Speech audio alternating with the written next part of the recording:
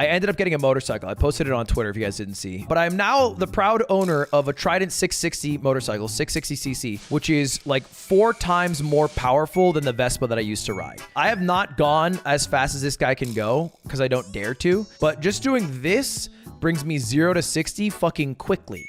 And of course, in reaction to this, everyone has said, don't fucking die. Don't kill yourself. Don't die on the motorcycle. And that I was surprised at how many people said that.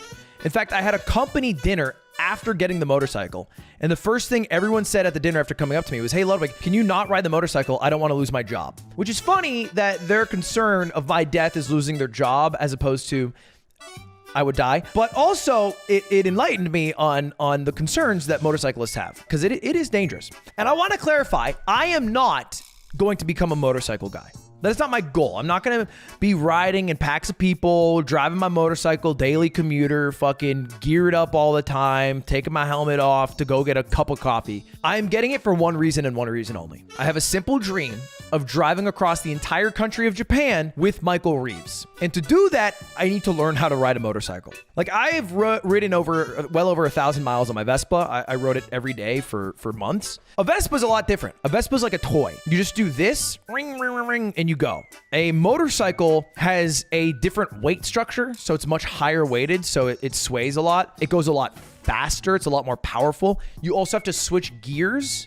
It is a manual transmission, and the left foot actually switches the gear, and the left handlebar is the clutch. So it's a whole lot more complicated than just sitting on a Vespa and going ring-da-ding-ding-ding and then going 45 miles an hour. So I got this motorcycle to practice. And me and Michael at some point are going to ride up the PCH here in California. We're going to do that as the baby tutorial to do the Japan ride. So that's the goal. And I want to film this all because I watched this documentary when I was younger with Ewan McGregor called The Long Way Round, where Ewan McGregor and his friend ride on a huge motorcycle expedition from the UK across Europe, Russia, Alaska, Canada, and the US back to the UK.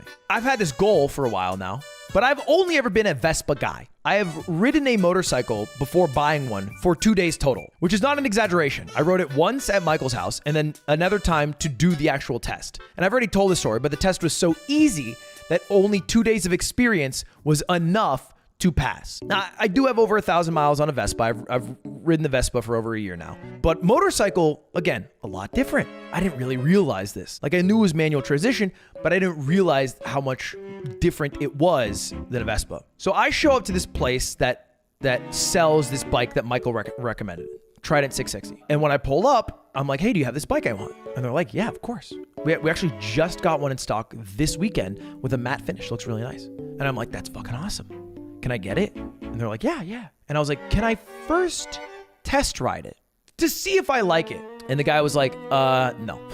And I was like, that's dumb. If you get a car, you can test drive a car. If you get a bed, you can sleep on it. Why can I not test ride a motorcycle? And he said 2 reasons. Number 1, you are wearing Crocs. Number 2, you are wearing sweatpants. We do not allow people with sweats and Crocs to test ride our motorcycles. Because I actually showed up wearing this. And I was like, wait, well, am I allowed to drive it out? Like, if I buy it? And he's like, if you buy it, I don't give a shit. Apparently, I'm allowed to buy this thing, but I'm not allowed to test drive it. But I want to get it. I want to get it because I want to start getting miles under my belt. Because the more miles I have under my belt, the more confident I would feel taking a trip to Japan to drive across the entire country, which is not a small trip to make. And so I'm like, all right, well, I'm going to buy it anyway. And I'm just going to buy the equipment I need here. So he's like, great. I'll fill out the paperwork. You go over to our parts section and you start buying some equipment. And I'm looking around and I'm trying to be very vulnerable. I'm trying to ask questions to figure out like, hey, what do I need? Because for some context, when I ride a Vespa, I ride wearing this outfit, you know, and I usually have a helmet, but it's like one of those rinky-dink helmets that like people had on planes in the 1910s that would not save your life at all, but they look damn cool. And that's pretty much all I would ride around with because my Vespa didn't go that fast and I used it for local commutes and it wasn't a big deal. At least I thought. It's basically what everybody in Europe who rode Vespas wore.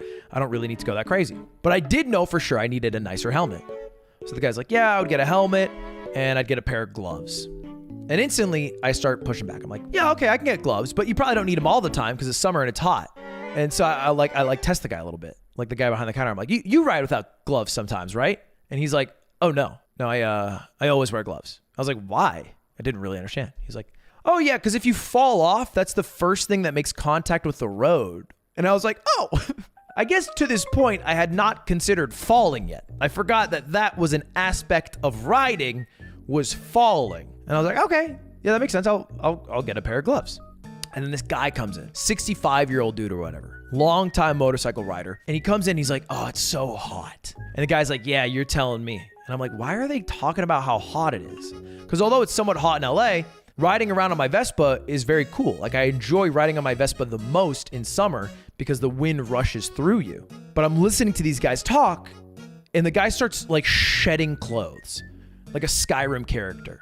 And he has like this leather jacket he takes off. He has like this thick undershirt, and he takes off these pants that look like they're made with shark fins. And he's like shedding all this shit. And underneath is like this gray sweatshirt that is turned jet black. He is the sweatiest man I have ever seen. And I started asking the guy questions, you know, and I'm not trying to come off like a big dumbass, although that is what I am. I'm trying to ask with more general vague questions. So I'm like, hey, do you ever ride without all the gear? He's like, no, never. I'm like, that makes sense. But like, what if you're doing local commutes? What if you're just driving like a couple blocks away for a job, a cup of coffee, food or whatever? He's like, yeah, most accidents happen within 10 blocks of your home. You should never drive without your equipment. I'm like, cool, right. Yeah, for sure. And I'm piecing together bit by bit that driving a motorcycle is so much more dangerous than driving a Vespa. One, because the speed and the torque these vehicles have. But two, also because the weight of these vehicles compared to a Vespa. Experienced motorcycle drivers are not only wearing helmet, gloves, they're also wearing thick padded leather jackets. They're wearing underpants or like carbon fiber laced pants, and they're wearing leather boots. Like they're dressed up to the nines. They look like they're going out for a fucking ski trip minus the boots. They are thick.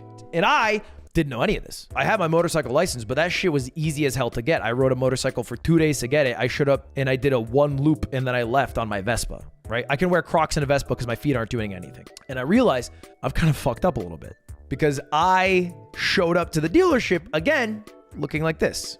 And I'm realizing I don't know how I'm going to bring this vehicle home, you know, because it's like, it's not a bad drive, but it's like a little bit of a drive. And I have to somehow get this vehicle home, and they don't sell all the gear, right? And there's a phrase that Coke Carnage told me: you dress for the slide, not the ride. AKA, you dress as if you are going to crash and your vehicle is going to fall and you are going to slide on the floor, as opposed to dressing for a fun ride where you're having wind in your hair.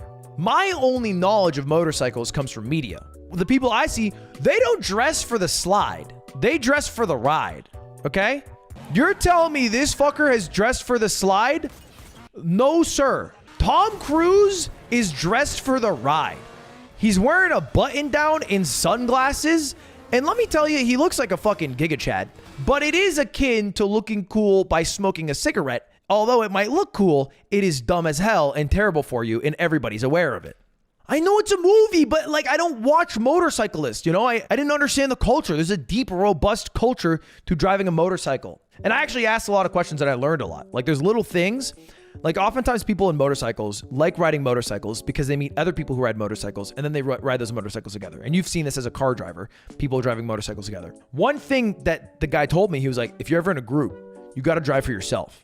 If people, without saying a word, are in the group and they're going fast and you're in the back of the group, you will feel an urge to catch up and go out of your comfort zone to keep up with the other people, which is a huge risk because then you are outside of your comfort zone and you're putting yourself at risk for a fall, a crash, or whatever it is. And so you have to ride like your own ride in the sense that you have to stay within your comfort zone, even if the social pressures are asking you to go faster. But anyway, I check out the bike.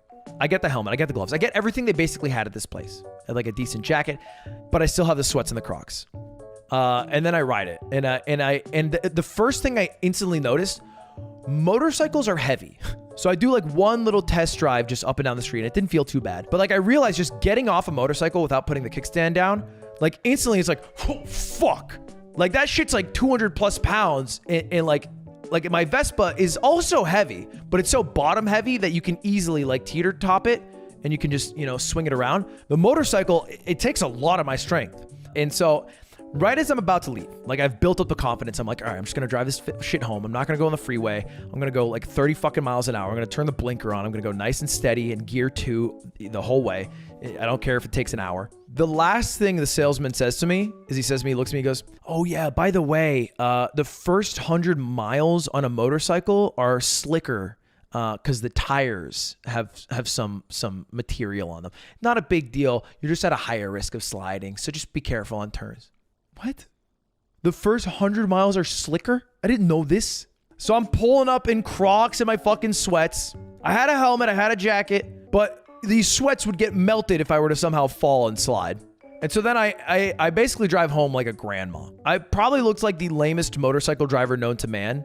I was going about 15 miles an hour across all of Los Angeles.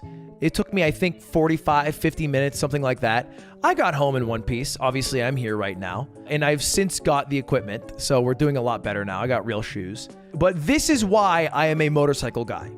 I am a motorcycle guy to ride across the entire country of Japan with Michael Reeves. I am not a motorcycle guy because I want to be one.